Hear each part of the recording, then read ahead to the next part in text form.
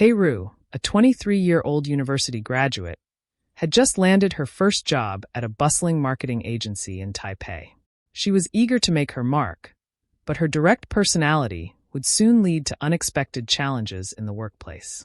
On her first day, Peru confidently walked into the office, ready to take on the world. Her supervisor, Ms. Lin, introduced her to the team.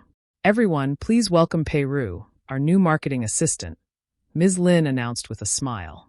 The team greeted her warmly, but it didn't take long for Peru's blunt nature to surface. During a team meeting in her first week, her colleague Amy was discussing a new social media strategy. "I think we should focus on creating more video content for our clients," Amy suggested.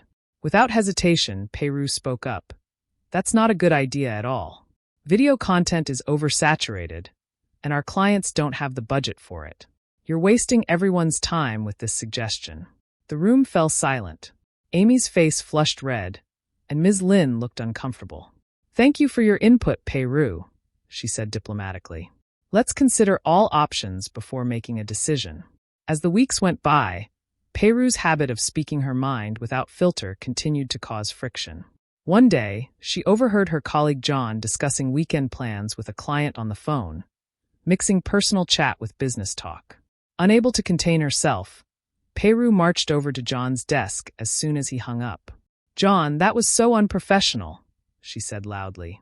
"You shouldn't mix personal conversations with client calls.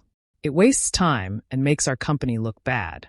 Visibly embarrassed, John muttered, "I was just being friendly with the client." "Well, don't," Peru retorted. "It's inefficient and inappropriate." Other colleagues exchanged uncomfortable glances, but Peru felt satisfied that she had addressed the issue directly. However, Peru soon began to notice changes in how her coworkers treated her. When lunchtime came around, she found herself alone in the break room, while others chatted and laughed together at nearby tables. During meetings, the seats next to her remained empty until all others were filled. One afternoon, as Peru sat alone at her desk, she overheard two colleagues whispering nearby. "I try to avoid Peru," one said. "She's so harsh and always criticizing everyone." "I know," the other replied. "It's like walking on eggshells around her.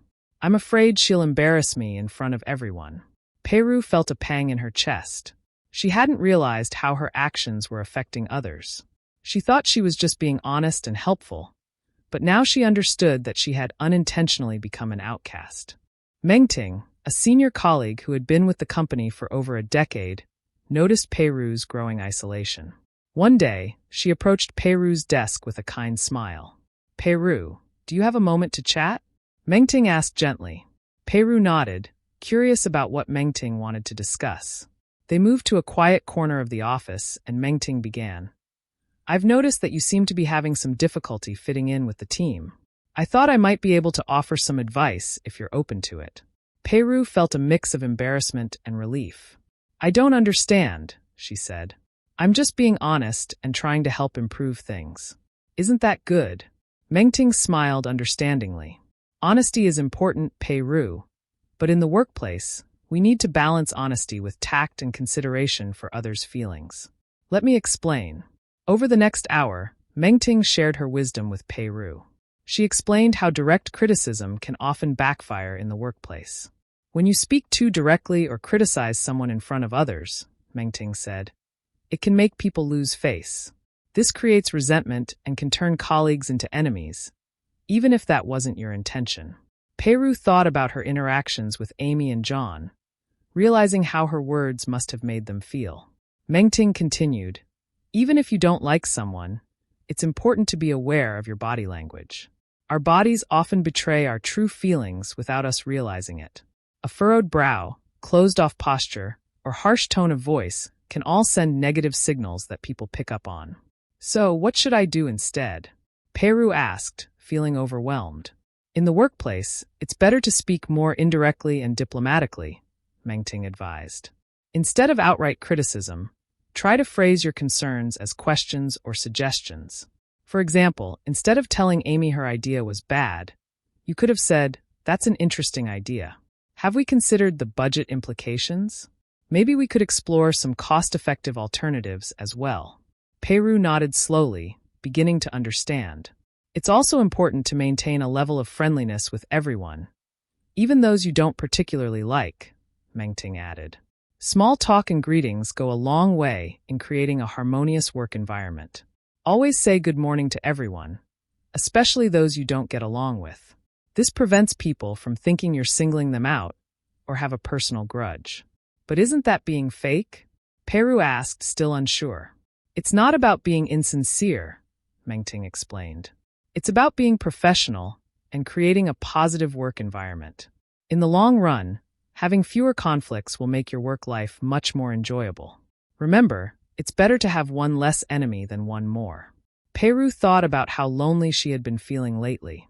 She realized that her behavior had been pushing people away, even those she actually liked.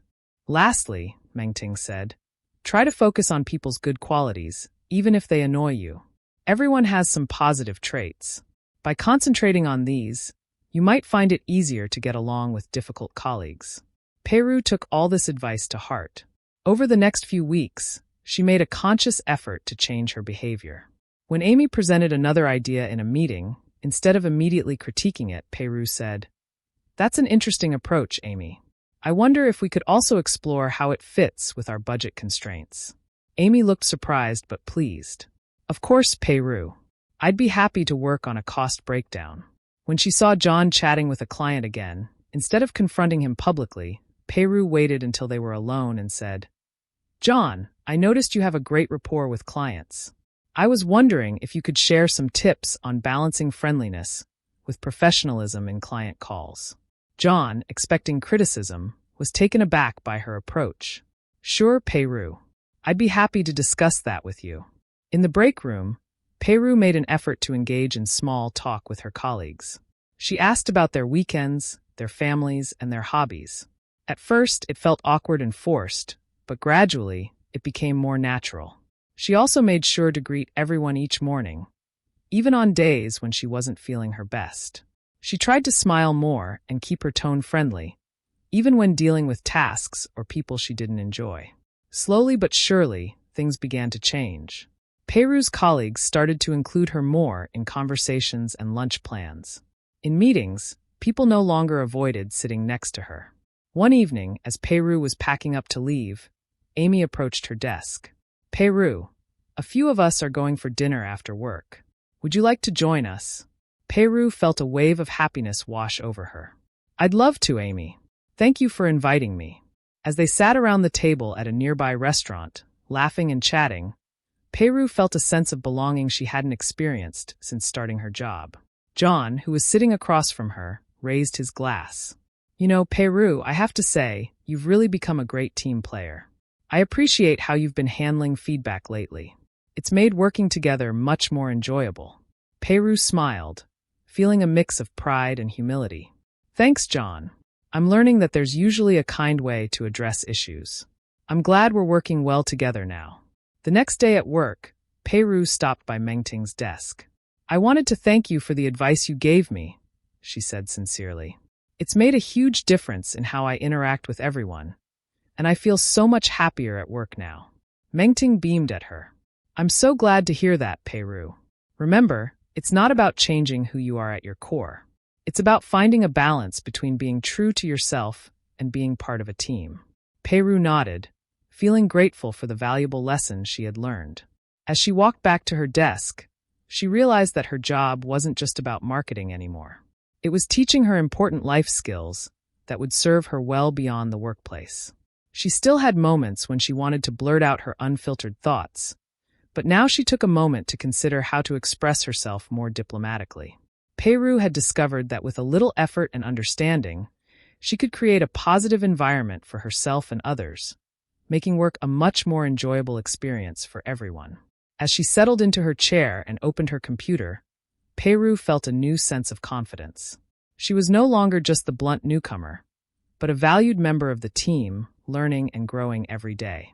She looked forward to building stronger relationships with her colleagues and contributing to a more harmonious workplace. 一单字 Make one's mark. 出名,成功. To achieve success or recognition in a particular field or area. Take something on. 接受工作承担责任 Phrasal verb To accept a particular job or responsibility Diplomatically 委婉地 Adverb In a way that does not cause offense Inefficient 低效率的 Adjective Not organized, skilled, or able to work in a satisfactory way Walk on eggshells 如履薄冰战战兢兢 Walk on eggshells 直译是走在蛋壳上意思是小心翼翼唯恐触怒某人或犯错中文可以说如履薄冰战战兢兢 The phrase walk on eggshells means to be very cautious or careful in order to avoid upsetting someone or causing trouble. It's like trying to walk on fragile eggshells without breaking them, indicating a delicate situation where one must tread lightly. Tact 处事言谈等的得体机敏外交手腕 Noun The ability to say or do the right thing without making anyone unhappy or angry. Backfire 产生反效果 Verb of a plan To have the opposite result from the one you intended.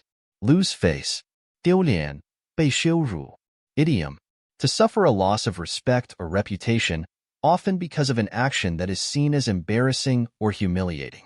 Resentment 怨恨 Noun A feeling of anger because you have been forced to accept something that you do not like.